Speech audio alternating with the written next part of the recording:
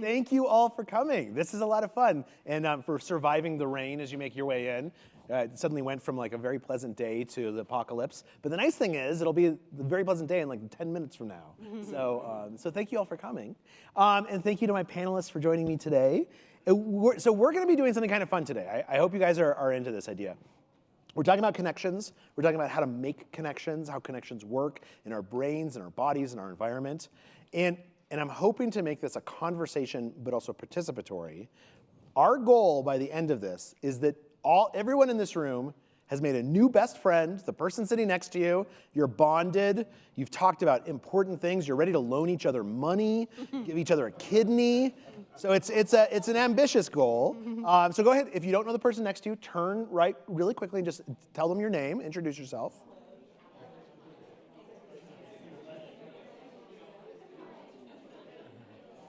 And feel free in the back to come on in, find a seat. We're just starting up. So, and if you have any questions as we're going through this, feel free to raise your hand if you have any thoughts or suggestions or comments. We really want to make this participatory. And let me start by introducing who our panelists today. So Jay Van Bavel is a professor at NYU. He also oversees the Social Identity and Morality Lab, which we're going to look for you to say really moral things. And more importantly, is the author of a recent book that came out is it last year or this year? In September, yeah. In September, called The Power of Us, which is a fantastic book. I highly, highly recommend it. And then Annie Murphy is a journalist. Annie Murphy-Paul, sorry. I apologize. Annie Murphy-Paul is a journalist who's written for The Times and Slate and other publications, a lecturer at Yale, and the author of 3 books, the most recent of which is, let me make sure I'm getting it right, The Extended Mind, The Power of Thinking Outside the Brain. So thank you to both of you guys for joining us. You're welcome. Okay, so here's my question. I'm gonna pose this, let's start with you, Annie. Okay. So we have a room full of people. Yeah. We know that we want to become connected. Tell us what to do. Yeah, okay. Well, so psychologists actually talk about a concept that they call groupiness, which describes the process by which a group of, a assemblage of individuals becomes an entity, a group that they feel that they're one being in a sense. And there's a bunch of ways to produce that feeling of groupiness. One is, believe it or not, synchronized movement. And you'll see that a lot of these ways of creating groupiness are actually they tap into some pretty primitive, almost visceral kind of capacities of our nature as human beings, which makes sense because we've had to work together to get things done for millennia. And so even as we're looking to work together in this, knowledge-centric environment and bring all our various kinds of expertise together, we have to kind of rely on these more very basic and primitive and visceral human capacities. So one of these, as I said, is synchronized movement, which you see in, religious rituals. You see it in military drills where people are marching in time. You see it in even just something like taking a walk together. When people walk together, they tend to fall into synchronous rhythm, and research shows that they end up communicating and collaborating better because this bodily signal has given them a basis for connection that they didn't have if they weren't moving in time together. So if it's okay, I think maybe we should do a little synchronized movement together. You guys ready? Okay, everybody on your feet. Okay, put your arms up. Reach way up high, stretch. Now we're going to go to the right and then to the left. There's one lady who's doing it the opposite, which I really like. And what else can we do that would be synchronized? Yeah, this is great because, one thing that happens in like rave dance parties is that people achieve that kind of ecstasy where they feel like they're all one. And it's because their bodies are moving in time in the same way at the same time. Okay, you feel it? All right, we can sit down. See, it's not only a lecture, it's a calisthenics. You get to, this is great. Thank you all for participating. Yeah. Okay, so our first lesson is to try and find this synchronous. And I believe that there's been a lot of studies that have actually looked at neural synchrony, that when we move together, when we perform pieces of music together, even when we hum together, that we'll see if we can see inside our brains, we'll actually see our brain patterns begin to synchronize. we'll see our eyes dilate at the same, with each other. We'll see electrical impulses along our skin. Our heart rates will over time match. So hopefully you're feeling a little bit more bonded to the person next to you. Okay, Jay, now it's to you.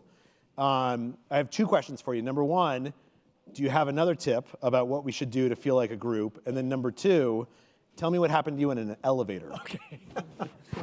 Okay, so in addition to synchrony and physical synchrony, another big thing is creating a common goal.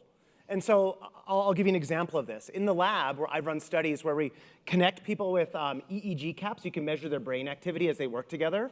And when we create physical synchrony in these groups, and they're working towards a common goal where they're all competing against other groups, that's when you see the highest levels of brain synchrony. Their brains all synchronized, so they're starting to fire and get literally on the same wavelength. The other thing you see is they cooperate more, so they share more resources that benefit the group, and they get smarter, so their collective intelligence goes up. They're better at problem solving. And so it really helps to have a couple of these things if you really want to create a shared group identity. And then the story of the elevator. So hopefully we're kind of at the tail end of the pandemic. Early in the pandemic, I went through an experience where I was teaching from home. So I teach Introduction to Psychology, a class at New York University to 350 students. And I was teaching it from my kitchen. One day I had to pick up my kids from daycare, bring them home, and then I had to race up my elevator to teach. I was just about to get there on time, and I was coming up the elevator, and it crashed. It stuck. You know that moment where it drops and you feel like your stomach dropping like on a roller coaster? Thankfully, it didn't crash all the way, but it got stuck between floors. And so I was trapped there with my kids. And we called in to the doorman to ask for them to send somebody to repair it. But while we were stuck, after I calmed down my kids, of course, I realized my students were going to be in a panic because it was the day before the midterm, and they were all waiting on the call for me to join. So I was able to get enough reception on my phone to call in, and I had to teach the class from the elevator while my poor kids sat there and watched me teach it.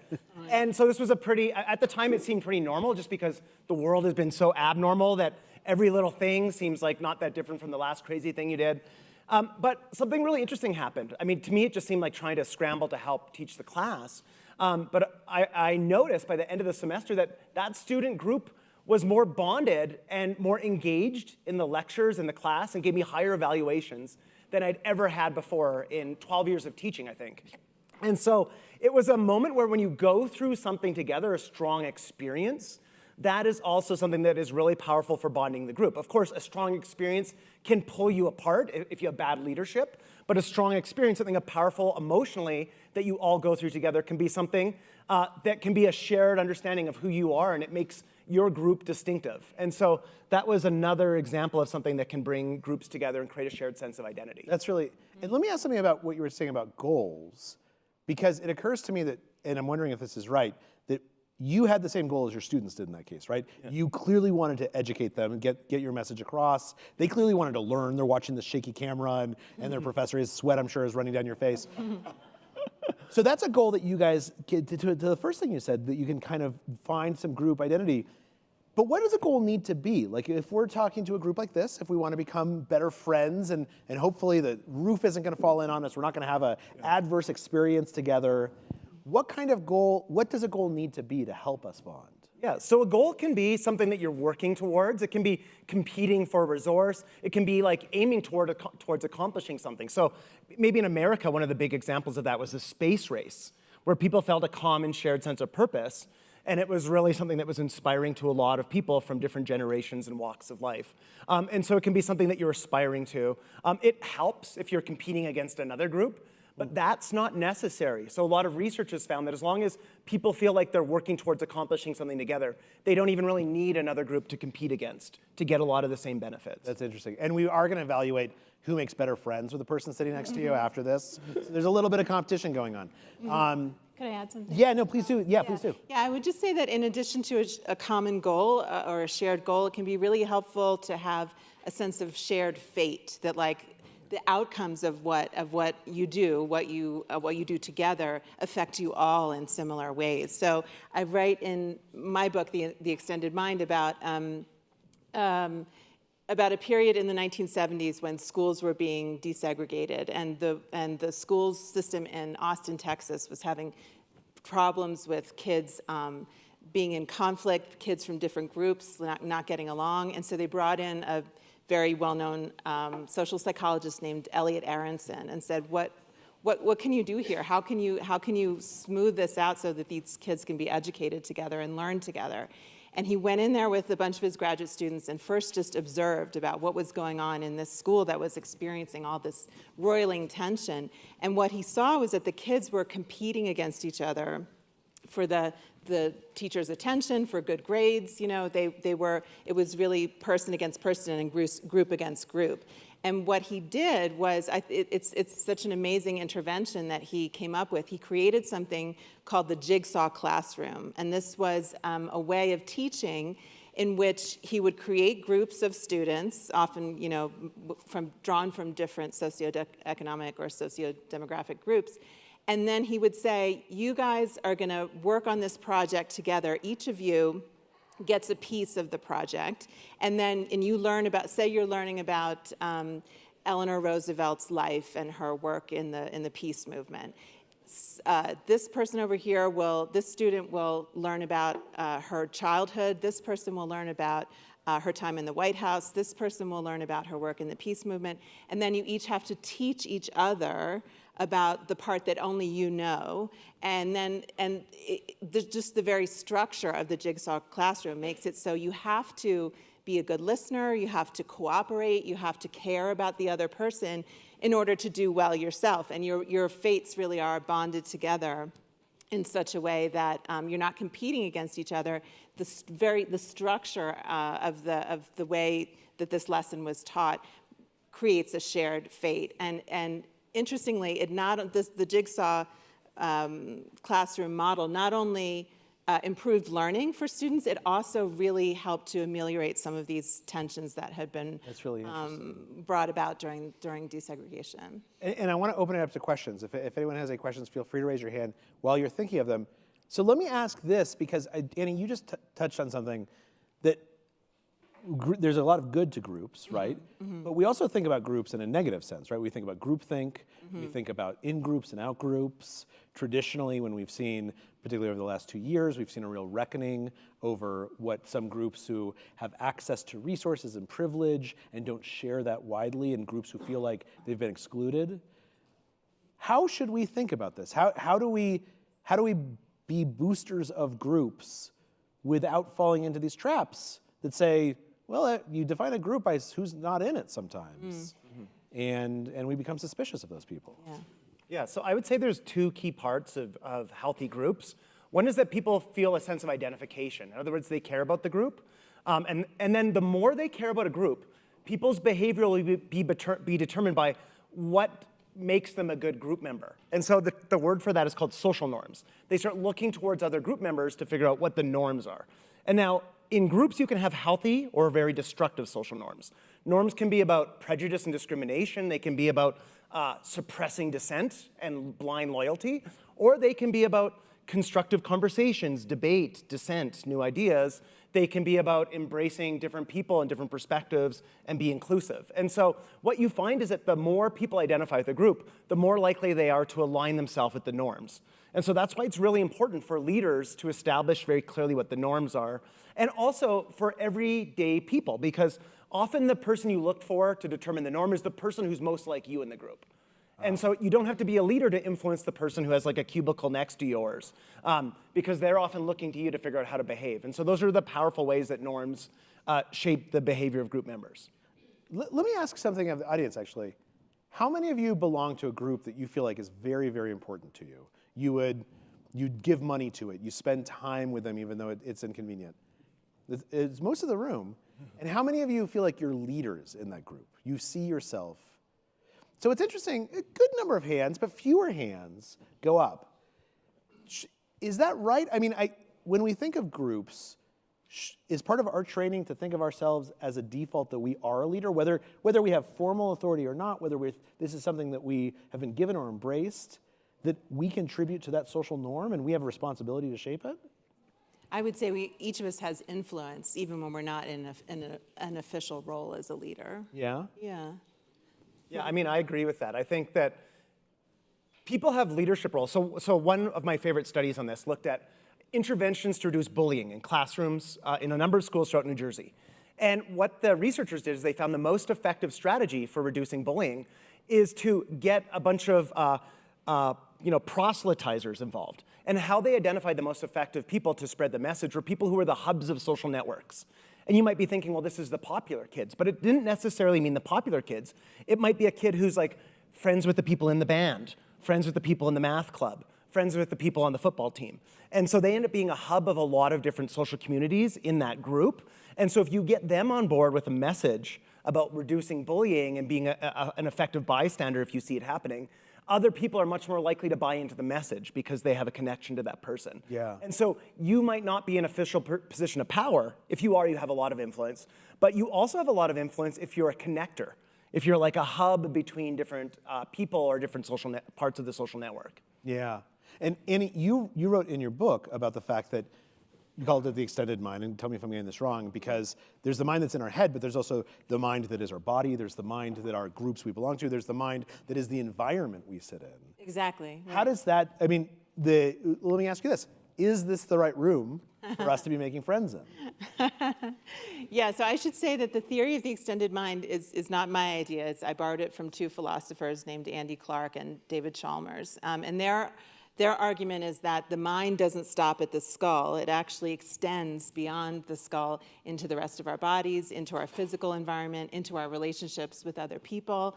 And I would actually say that this auditorium is perhaps not ideal, just because, for one thing, look at us. We're raised up above everybody else. People are in rows rather than facing each other. I think maybe we could, if we could come together maybe and do a redesign in a way that created a setting in which we were more likely to connect with each other rather than just be givers of information and passive receivers. I absolutely agree. And I think that this is the fact that we've been talking for the last 10 or 15 minutes and it hasn't been a conversation, I think is largely a function of how this space is set up.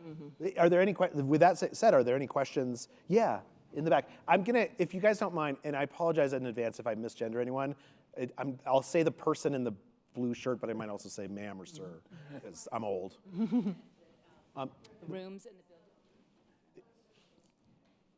I just wanted to make a quick comment that a number of the rooms in the adjoining buildings are all shaped in a hexagon so that everyone is equal. Yeah. That was the theory behind the design of the buildings around here. Yeah. Not necessarily this one, perhaps, but. And I think the tents that are outside, I've noticed that as I've been moderating in the tents, we tend to get more questions. And I think it's because it feels a little bit less formal. But I think that's a great point. It's a really interesting one and something we don't think about. Anyone? Yes, here in the salmon shirt. They're bringing you a microphone just so everyone can hear. How are the job descriptions for connector and leader different?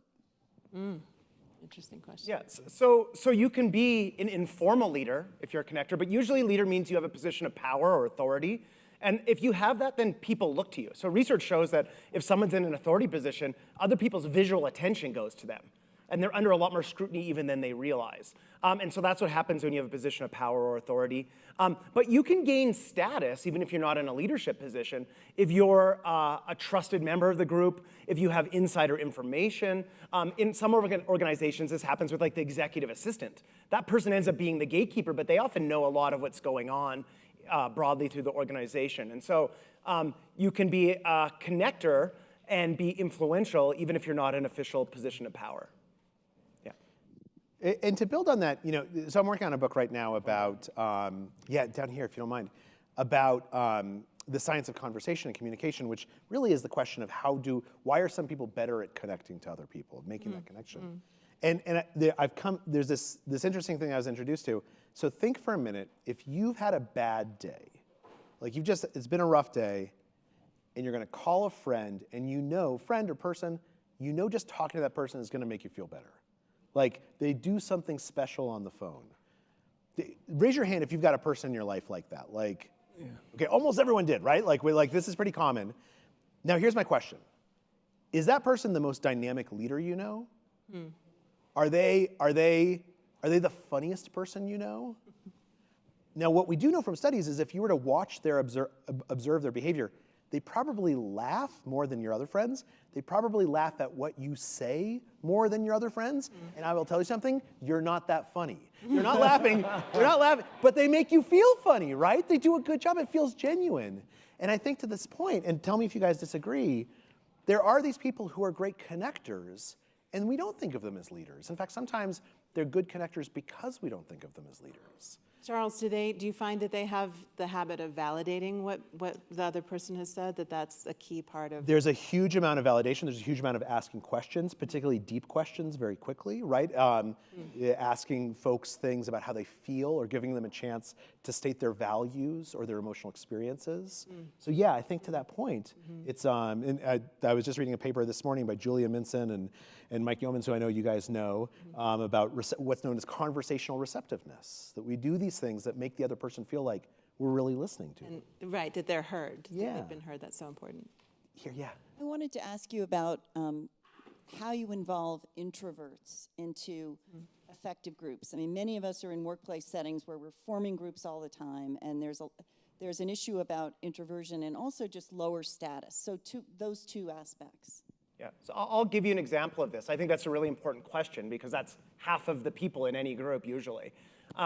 So one thing is that if you have an environment where it's a free-for-all and the loudest person can kind of hold the floor, you're creating a situation that's harder for introverts or lower status people to speak up. And so there's a couple factors. One of them is groups that have greater psychological safety tend to perform better because they create a safe space for all kinds of people to speak up. And often that's the people who have divergent perspectives or are newcomers to a group or a lower status. But I would also say, like, the way I think about designing groups is through processes. And so one way I do it in the groups that I oversee and run is do anonymous votes. And that means a lower status or introverted person has just as much power as the highest power person in the group or the most dominant or extroverted. And so it's a way to give those people equal voice in decision making, even if they might not be comfortable. Another thing I do in my lab where I run it is I often will have a Google document. So people can give feedback. They might be uncomfortable speaking up in front of the group, but they can give just as much feedback in a format that is more comfortable and easy for them and has less social pressure attached to it, and often is just as insightful or more insightful. And so that way you can collate the feedback from a large group or a group that has people differing in status or power. So I would think about like designing processes that leverage the insights and intelligence and perspectives of those people.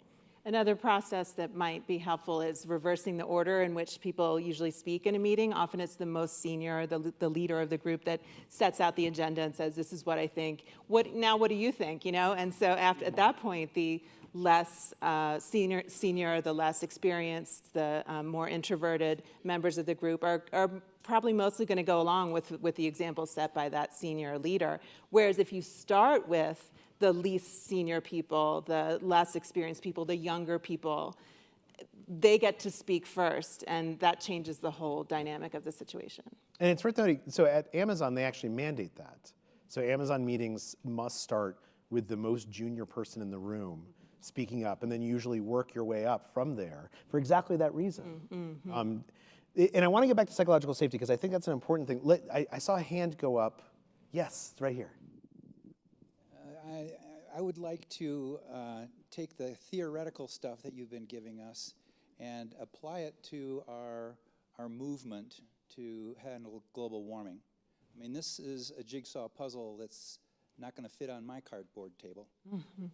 It's gigantic and it's international.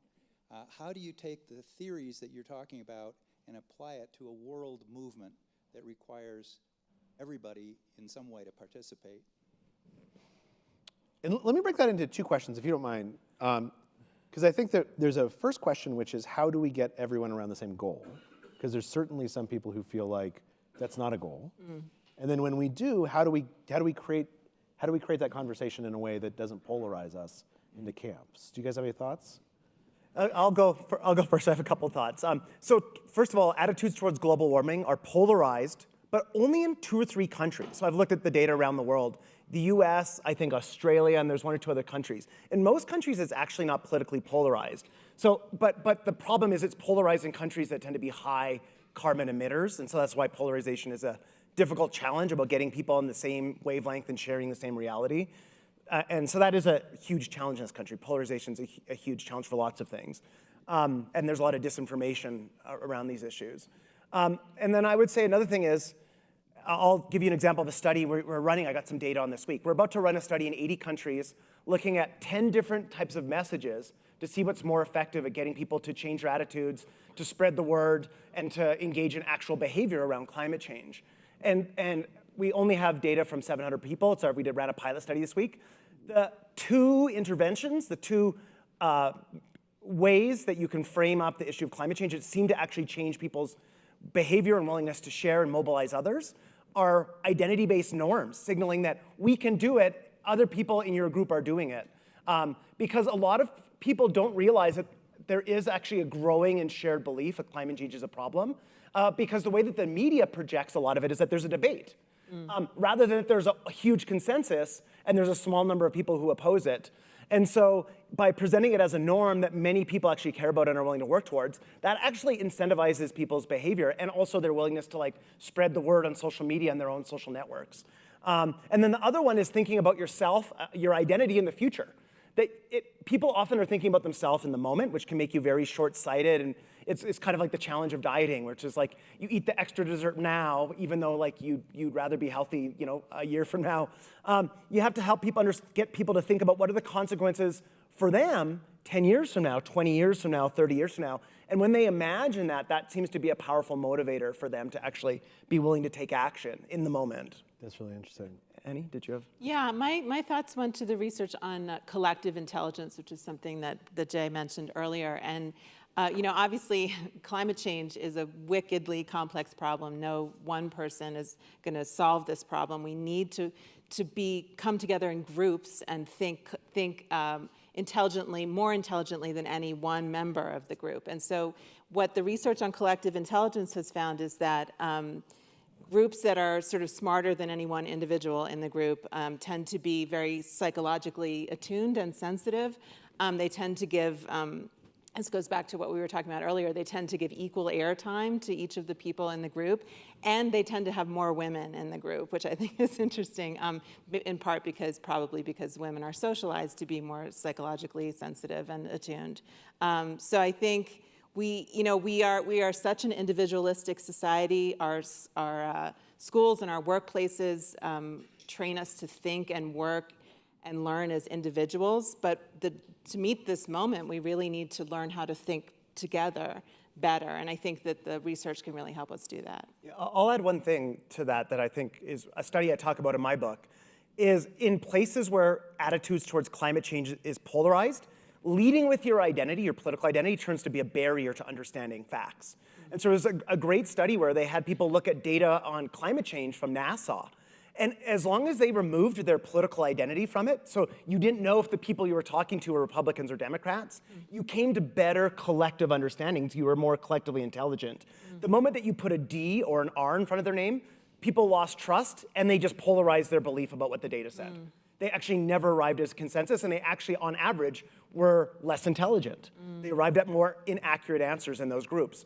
And so you have to think about, sometimes identity, we're talking about it in healthy ways, but there are identities that can be hard for people to look beyond and generate the type of group dynamics that you just talked about. And this is a really interesting part about identities. I want to call on you in a second. Let me just ask, I don't have a timer on my screen, so whoever's running the screens, if you could just give me a timer or just hand signals, just I want to run over. Ma'am, You've actually answered my question beautifully. It was about. wait, is there going to be a timer on the? No more. It was the introversion, extroversion question that you answered beautifully. So. Gotcha. Anyone else with a question? Right here. Yeah. The metaverse. What are the pros and cons to the metaverse and communication? I do a lot of work with youth and social emotional learning, and the metaverse is coming. But what are the good things and the bad things about the metaverse communication? You guys thought about this at all? I'll take a stab at that. I write a lot about education and the science of learning, and I think we had this giant natural experiment in what it's like for kids to be taught by screens for a year and a half or 2 years, and I think it was very largely a failure. And I think it reminded any of us who needed reminding, because there's been a lot of effervescence around educational technology and kids learning from screens and digitally, that the essence of learning and education is a connection with another human being. So I am personally skeptical that the metaverse is going to do much good for education.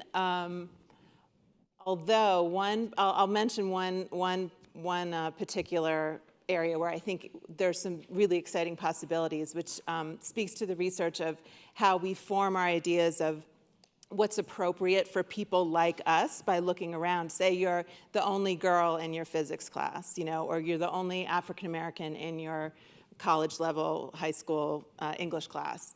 In the metaverse, your classroom could be populated with lots of other people like you. You could create the world that we want to see eventually in the metaverse, and in so doing, bring that into reality. That would be the idea. That would be, to me, one of the benefits or one of the beneficial uses of something like the metaverse. Yeah, I'll scaffold to that and point to another issue, is that a lot of conversation and interaction and group discussion is now happening virtually. Not necessarily in the metaverse, but like Zoom calls and team calls, and we've all been doing this for the last 2.5 years. I think it's probably saved hundreds of thousands, millions of lives. We've had the technological capacity for this. But what are the consequences? So I'll give you two of my most compelling studies. One was done with Microsoft employees, and they looked at how they interacted with other people before the pandemic, during those first few months, and then followed up with them. And they tracked all their emails, their calendars, their texts, because it was all on their own platform. And they analyzed 61,000 employees. And what they found is people were just as effective at their job. They worked just as well with their immediate teammates working remotely. So it seemed to be fine and pretty efficient, because then now they don't have to commute. The company doesn't have to pay for office space for them, theoretically. But there was a cost. And it wasn't really observed while people weren't aware of it until they looked at the data, which was that people became more siloed. And so they stopped interacting with people who weren't part of their immediate team. And so you lost those kind of bumping into people at the water cooler or at lunches. And that turns out to be that little friction and connection with people not like you tends to be where a lot of innovation gets triggered. And so I think that that's one of the things a lot of organizations, from universities to corporations, educational environments, are thinking about right now, how to harness technology so people can maybe work remotely, you can capitalize on more diversity of talent. But at the same time, I think there's this hidden cost about the social connective aspects. And another study out of Finland analyzed 5,000 employees, and they found the other consequence was trust. Over time, people slowly lost trust in their coworkers because you didn't have the opportunity to build the social capital by joking around and connecting with people on a human level, because you kind of jumped right into meetings. And so I think that going into the future, we have a chance. I think it's kind of like a big reset. We have a chance to imagine a future of work, a future of education, a future of all kinds of conferences and events. I've done a lot virtually, hybrid, in person. And I think that there needs to be a real serious conversation about how to harness the benefits of technology, whether it's in the metaverse or Zoom calls, and how to avoid the downsides by offsetting them with in-person interactions like this. I think you need enough of that to avoid siloing yourself, creating your own little echo chamber in whatever type of environment you're in, and avoid having these kind of trust spirals where you don't trust somebody, they kind of sense you don't trust them, so they don't reciprocate back with you. Now you really don't trust them. And so those things can be contagious and problematic in all kinds of environments. And I think to that point, let me ask, how many folks in this room had kids that did remote learning? Okay, good number of you. How many of you felt like that was a good experience for either you or your kids? Okay, no hands went up. Now, let me ask the same question. How many of you did remote work yourself? You stayed home from work. How many of you thought that was pretty good? Like you didn't mind staying home from work. So the interesting thing to me about this is that I have the exact same experience with my kids. I thought, these kids have got to get to school. They have to socialize with each other. And they did not like remote learning. But when I ask them if they want to go back to school, they say things like, I kind of like sleeping in. It's nice to see you at lunchtime. When I have a random question about a video game, you're always around and I can answer it. And to this point, I think you're exactly right. We do have to think about it deliberately, but it is interesting that our lived experience suggests that going in every day isn't the right thing to do, although for our kids, we think it is. And I think there is a gap there. And let me ask, this kind of gets to this question around groups, because I think oftentimes one of the things that happens is that we think this is something that works for me, but I want another group to behave differently, right? I should have the right to watch whatever I want on TV, but I really don't want anyone in Ohio watching Fox News. If I can, I'll blank it out. What do we do about that? What do we do about this situation? Because this seems to be at the root of some of the polarization that comes from groups, where I can say I want a different standard for a group than I want for myself. Annie, can Well, that word polarization makes you think, Jay, that's for you. Let me think about it for a moment. Okay, so I think that this is where you have to think, much more deeply about principles. What is the underlying principle? So let's say you're running a country or running an organization. You have to think carefully about what your principle is and then hold everybody to the same standard. And so it turns out this is a really important part of leadership. And we have a chapter on leadership in our book. And one of the things I think a lot of leaders made a big mistake during the pandemic is they had a double standard. That they said people, for example, in the UK, this was a big problem, where they said people had to lock down. And then you found out that the prime minister and the cabinet were breaking the rules and hosting parties. And that's the first thing you can do to erode trust if you're a leader. The form that's most effective is holding yourself and embodying the same standards that you want to hold other people to. Otherwise, in politics, what happens is you get nonstop calls of hypocrisy. Yeah. And so we'll talk about that on climate change. You'll have like Neil Young, famous musician, talk about like climate change and then fly in his private jet to a concert. And understandably, conservatives call him like a total hypocrite for that. And so you have to think very carefully about what standards you're going to hold yourself to, that you're going to hold other people to. Otherwise, people will reject those standards. That's interesting. Mm-hmm. Yeah. Charles, I'm still stuck on what you said about why is it that remote learning was such a disaster for almost all our kids, and yet remote work works pretty good, right? Like why is that? And I think it's of course there are different developmental tasks like that children are undertaking that we hopefully have completed by the time we're in the workplace. But I think you could also think about it as the difference between what a novice needs and what an expert needs. A novice is learning all this implicit knowledge, like stuff that doesn't get said out loud, but you absorb it by watching and by being in an environment with other people.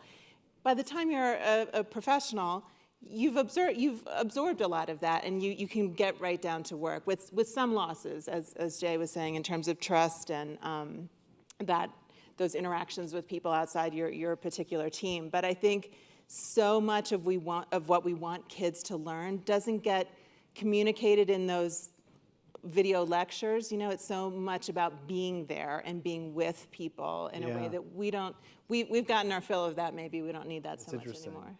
I think we have time for one or two more questions. Yeah, right here. Have there been any breakthroughs in techniques to increase connectivity in remote meetings? And similarly, were there any examples of more successful kids' learning experiences over the internet? Somebody building a study on that, which would be useful. I remember one study I read of a particular online learning program that was directed at preschool children, and it involved sending a kit of physical materials to every child's home, and then the teacher would lead the students through exercises working with these physical materials. Everyone would be doing it from their own home and on the screen, but there was something about sharing the physical embodied experience of working with these material objects that really enriched the experience for kids. And when you think about, I was going to say a typical kindergarten classroom, but really an ideal kindergarten classroom is full of stuff for kids to look at and touch and manipulate, and their homes might not look like that, So I think just remembering that we're not just, this is my extended mind fixation, but remembering that we're not just brains, we're not just doing all our thinking up here. We think with our bodies, with movement, with social interaction, and the more we can build that into a remote experience, and that is a challenge, the better learning will be. Yeah, and I'll add on to that about the working over Zoom. One of a new study a couple months ago found that creativity drops. And I saw a bunch of people who are working from home saying, I'm still just as creative. Well, they might feel that way, but they're probably less creative than they would be otherwise. So I think that's like a very bad way of responding to scientific studies. But in that study, the reason creativity dropped is because your visual attention is focused on the person on the screen. Whereas in a room, you're looking at all kinds of things and interacting in more dynamic ways. If you simply shut off the screen and turn off the screen while you're actually brainstorming, their creativity goes back up. And so understanding specifically why your creativity is plummeting can give you insights into what you can do to mitigate it while retaining this virtual work environment. And so I always hate these things that people try to deny the research. It's much better actually to read the research closely and look carefully and figure out, oh yeah, well here's why. It's because visual attention is being cued. And if we can just change that, then we can actually get some of that creativity back. That's never good on Twitter, though. It's much better. I know. You're a moron. Let's take one last question. Thank you so much for a really great panel. So I'm interested a little bit in talking about maybe the downside of group identity, and in particular, the tension between living in a big, heterogeneous, pluralistic country and the demands that many groups make about exclusivity. And how are there particular skills, and I work at a college, so are there particular skills that we can help young people develop that will enable them to belong to multiple groups and not and move more freely among different groups, so that coalition politics becomes possible again, so that, for example, you don't always have to subscribe to all the same principles in order to work together towards a goal? It's a great question. You guys have any thought on that? You or me? Okay, so it's me. Okay, so I'll give two examples. You said you worked at a college? Okay, so I'll give you one of my favorite studies on this. Sohad Marar ran this study in a college where these are big issues in colleges, of course. And they used, and there's a lot of people trying different strategies and educational interventions in schools to try to foster a more healthy, pluralistic educational environment. And some of them, many of them actually backfire in schools and organizations. One that worked really well was creating, or actually unearthing, a shared social norm that people valued diversity. And so they did a survey in the campus, I think it was at University of Madison, Wisconsin, and found that something like 80% of people or more on the campus, so almost everybody, the vast overwhelming majority, valued diversity as a principle. And so then they found ways of signaling this to people. And once they signaled that almost everybody on campus shared this set of values of this pluralistic environment, they found that discrimination dropped, because people who sometimes are making jokes that are offensive, but they think they're doing it to fit in, once they learn that that's not what people value, they stop doing that. And so people are less likely to be the recipients of subtle forms of discrimination. The other thing they found that was actually more impressive was the minority students, underrepresented minority students, their GPA went up and they felt a greater sense of belonging, because they realized that they're a part of a group where the overwhelming majority actually supports their presence there and wants them to succeed. And so a lot of times we lead with messages about group conflict that over-exaggerate the degree of conflict, but also you have to understand that they're signaling a norm that's really toxic. They're signaling that when you say discrimination's common, you're signaling to some people that it's acceptable or that it's necessary to fit in. And you're also signaling to other people that they're gonna be the mass victims of it, and they have to interpret ambiguous situations through that lens. So we have to understand that we wanna unearth norms which many people share in many organizations and institutions about kind of a more diverse, dynamic, pluralistic environment. Annie, go ahead. Yeah, so, groups, human beings do some of their most amazing things in groups, right? But also some of the most horrifying and awful things in groups. And that's such a tension that we have to hold in our minds. And one interesting way to think about it is that our impulses as individuals are largely pro-social. It's really hard to get someone to hurt another person in a lab. We have this natural aversion to hurting other people. And yet we've seen how easily things can get out of control when people are identifying with a group, and there can be horrible carnage and destruction that follows from that. So it can be useful to remember to get back in touch with our individual identities and the individual identities of the people in the out-group, the other group. You can learn individuating information about the person in the other group to see them more fully as a human being and not just as a representative of the group. And then there's also research that suggests that reflecting on our own personal moral values, getting in touch with our own internal moral compass, can separate us from that sort of group frenzy when people could get caught up in doing things they would never do on their own. They would never do as individuals. Okay, we have 2 minutes left. I want to thank you guys. This has been a great conversation. So far, everyone in this room has gotten a chance to introduce yourself to each other. You've gotten a chance to wave your arms together. So there's one last thing that I'm going to ask you guys to do. We'll spend 30 seconds on each person. And this comes from a really interesting experiment done by this guy named Nick Epley. I want you to turn to the person next to you and tell them the last time you cried. Now let me ask, who's a little anxious about this? This doesn't sound like the most fun thing they've ever done. Okay, take it away. We'll give you a minute. Right? When's the last time I cried? I'm somebody who cries a lot at movies, like really sappy movies. So it's probably like watching a movie, I got all choked up. Yeah, actually, I'll tell you what it was. My daughter gave me a Father's Day card. I was in Canada and she had put it in my bag because I couldn't be with her on Father's Day. And it was so touching and sweet. I called her and I read it to her and I choked up and almost cried. Oh, Yeah, it was really sweet. That was what it was most recently. Okay. So for me, I'm a big animal person. I love animals, and in where I drive around in Connecticut, there's just a lot of roadkill, and I saw this beautiful fox, with this beautiful orange and white tail, just lying dead by the road. And I thought about how when my kids were little, I would tell them that they were sleeping, and they would say, "What happened to that?" And I would say, "Oh, they're sleeping." I apologize for interrupting you. Okay, so I apologize for interrupting. You are welcome to continue this conversation, but my hope is that everyone now feels a little bit more bonded to the person next to you. And the thing I would ask is, sometime over the next 2 days, you'll all be on campus. You're going to bump into this person who you might have known before, you might not have known before. When you see that person, ask yourself, how do I feel about this person? Right? Like, this is a stranger. There's lots of strangers. My guess is you're going to feel closer to this person. You're going to feel like you have something in common. And by the way, none of you have anything in common except that you came to this lecture. we can create a connection. And in doing so, I want to thank all of you for being a member of the group that came to this. I want to thank our panelists. Go forth and make connections.